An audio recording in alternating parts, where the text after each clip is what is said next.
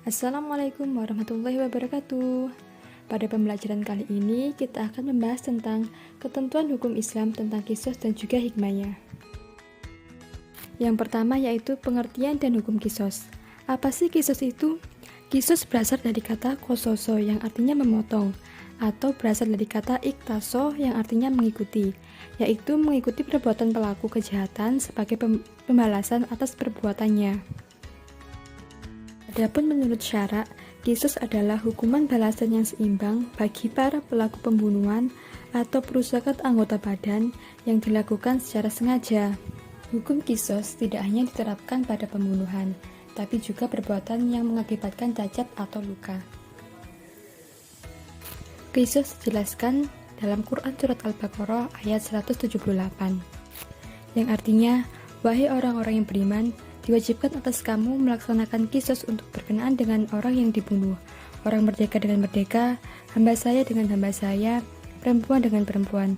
Tetapi barang siapa memperoleh maaf dari saudaranya, hendaklah dia mengikutinya dengan baik, dan membayar diat atau tebusan kepadanya dengan baik pula. Yang demikian itu adalah keringanan dan rahmat dari Tuhanmu. Barang siapa melampaui batas setelah itu, maka ia akan mendapat azab yang sangat pedih. Jadi, menegakkan qisas hukumnya wajib. Apabila tidak ditegakkan, maka pihak yang bertanggung jawab itu telah berdosa. Selanjutnya yaitu macam-macam qisas. Nah, qisas ini dibagi menjadi dua macam. Yang pertama yaitu qisas jiwa. Nah, qisas jiwa ini adalah hukuman mati bagi pelaku pidana pembunuhan. Nah, yang kedua, qisas anggota badan. Qisas ini yaitu qisas bagi pelaku tindak pidana seperti melukai, merusak, atau menghilangkan manfaat atau fungsi anggota tubuh.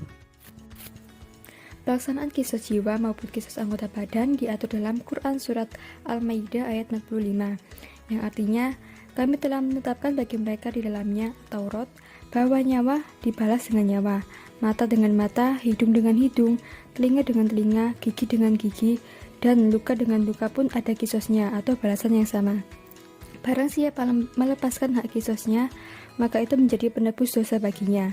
Barang siapa yang tidak memutuskan perkara menurut apa yang diturunkan Allah, maka mereka itu adalah orang-orang yang zalim. Yang ketiga yaitu syarat-syarat qisas. Hukum qisas wajib dilaksanakan apabila memenuhi syarat-syarat sebagai berikut. Syarat yang pertama yaitu pembunuh sudah balik dan berakal. Nah, maka jika seorang pembunuh itu adalah anak-anak ataupun orang yang gila, maka itu tidak dikenakan hukum qisas.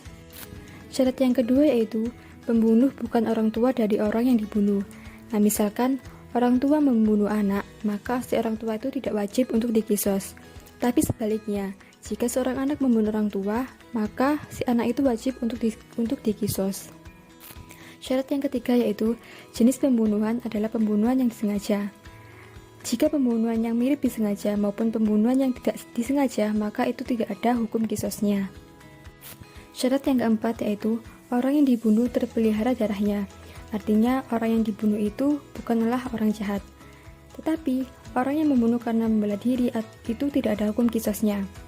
Seperti orang mukmin membunuh dengan orang kafir, orang murtad, berzina muson, itu juga tidak ada hukum qisasnya. Syarat yang kelima yaitu orang yang dibunuh sama derajatnya. Misalnya orang Islam dan orang Islam, merdeka dengan merdeka, perempuan dengan perempuan, budak dengan budak. Syarat yang terakhir yaitu qisas dilakukan dalam hal yang sama, seperti jiwa dengan jiwa, mata dengan mata, telinga dengan telinga, dan yang lain-lain. Selanjutnya yaitu pembunuhan oleh massa atau pembunuhan yang dilakukan secara berkelompok.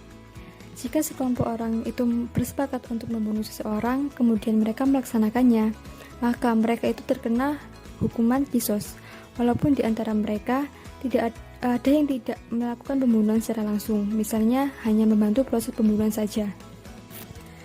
Hal ini disandarkan pada pernyataan Umar bin Khattab terkait praktik pembunuhan secara berkelompok yang diriwayatkan oleh Imam Bukhari sebagai berikut, yang artinya, dari Sa'id bin Musayyab bahwa Umar radhiyallahu anhu telah menghukum bunuh 5 atau 6 orang yang telah membunuh seorang laki-laki secara zalim di tempat sunyi. Kemudian ia berkata, seandainya semua penduduk Sun'ah secara bersama-sama membunuhnya, niscaya akan aku bunuh semuanya. Nah, berdasarkan hadis tersebut, Maka jika ada sekelompok orang yang bersepakat untuk membunuh, maka semua orang dalam kelompok tersebut akan terkena hukuman kisos. Selanjutnya yaitu hikmah ditegakkannya kisos. Nah, dengan adanya kisos ini, maka kita akan memiliki beberapa manfaat ataupun hikmah. Di antaranya sebagai berikut. Yang pertama yaitu menghargai harkat dan juga martabat manusia.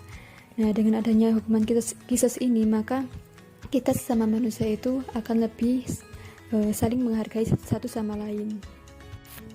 Yang kedua yaitu mencegah terjadinya permusuhan dan pertumpahan darah.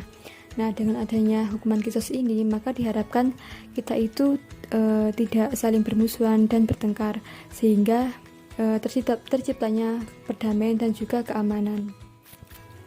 Yang ketiga yaitu agar manusia berpikir 2 kali untuk melakukan kejahatan. Nah, jika dia akan melakukan kejahatan atau akan melakukan pembunuhan, maka nanti konsekuensinya adalah ada hukuman kisos.